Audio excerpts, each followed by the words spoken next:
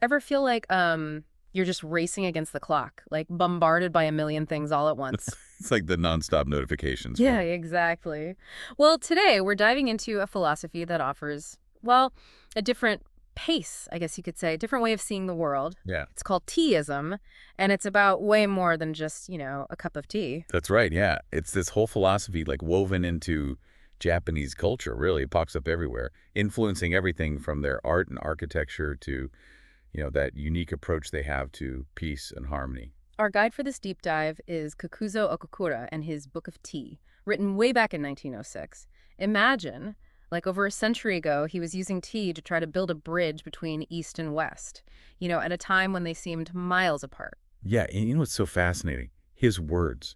They feel incredibly relevant even today, Yeah, especially in our, fast-paced, hyper-connected world. totally. Okay, so let's unpack this whole tea as a bridge idea for a minute.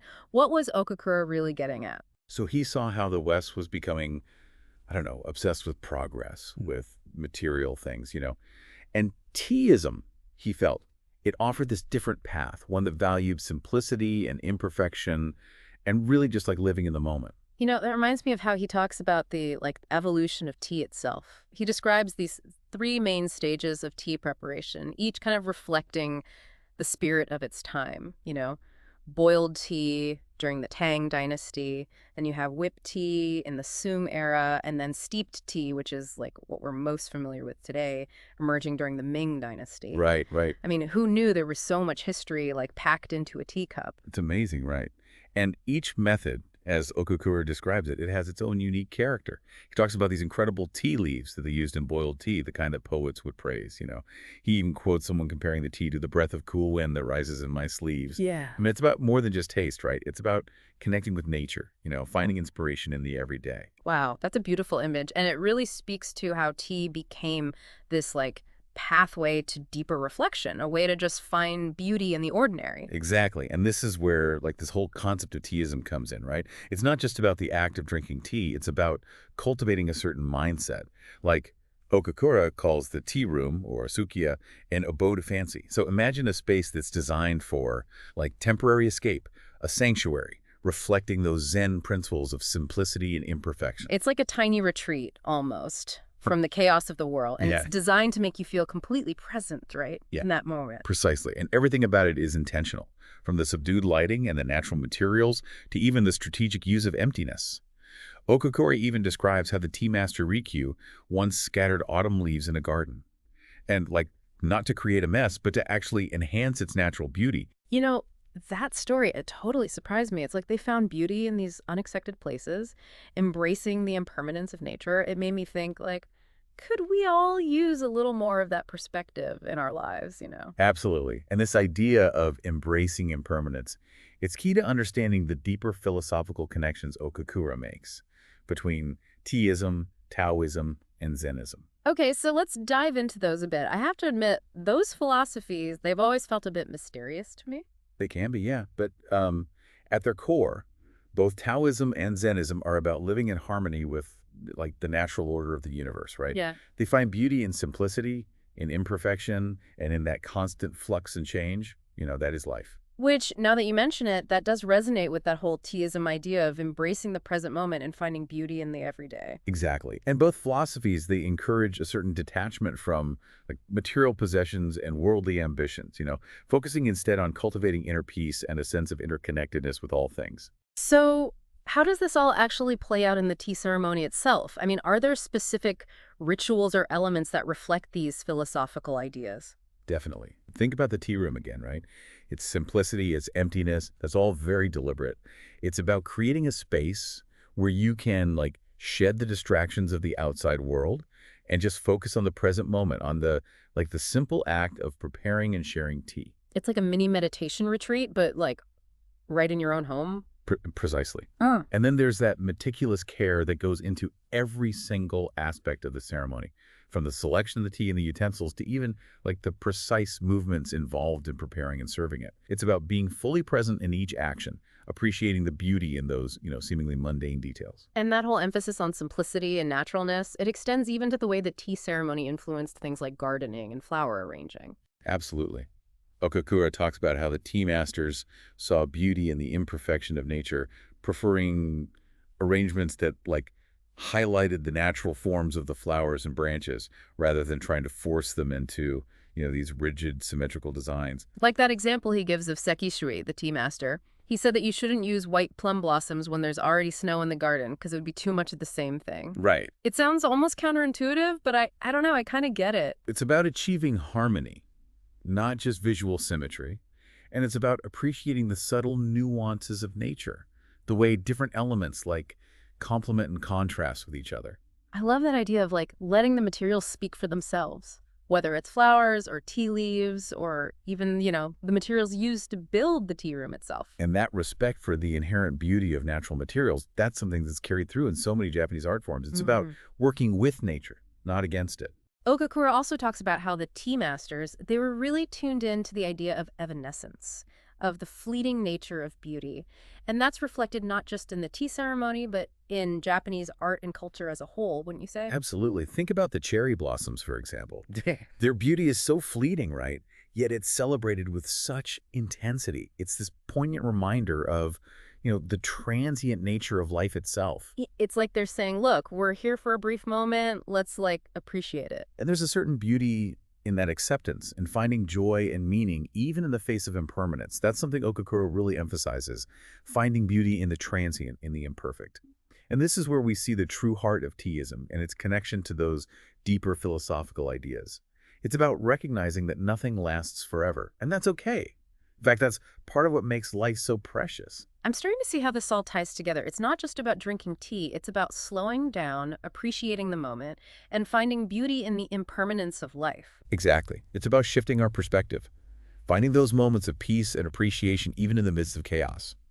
So if Teaism is all about finding these pockets of peace, how does that translate into our modern lives? I mean, we don't all have tea rooms or the time for these elaborate ceremonies.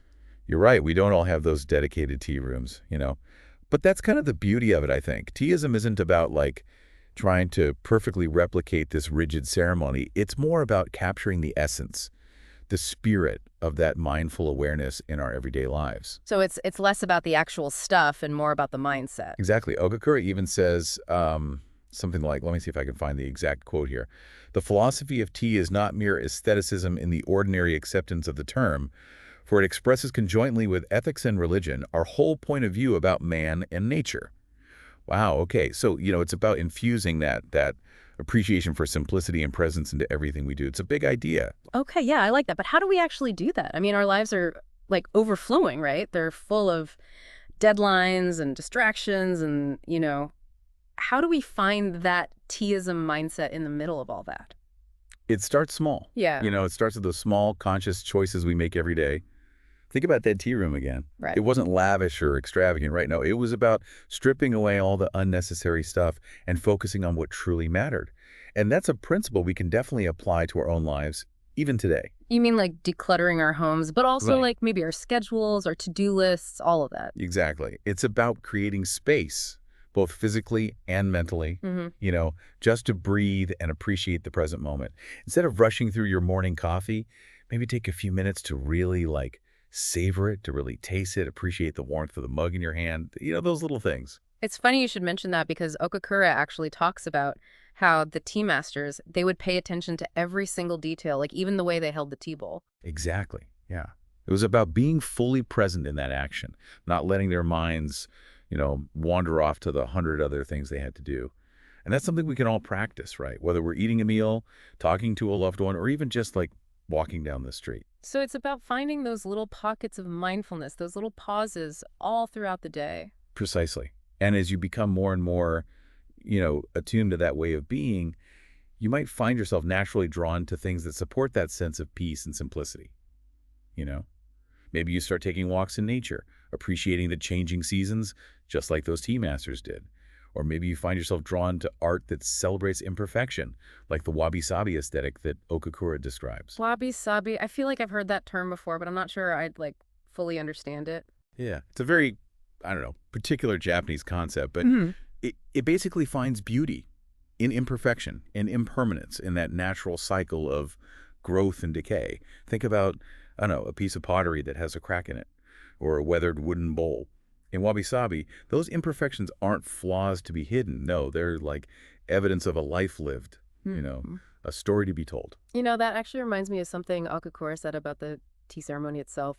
He said it's like a symphony in which the silence between the notes is as significant as the notes themselves. What a beautiful analogy. Hmm. And it speaks to that same idea, right, of finding beauty in the unexpected, in the spaces between things.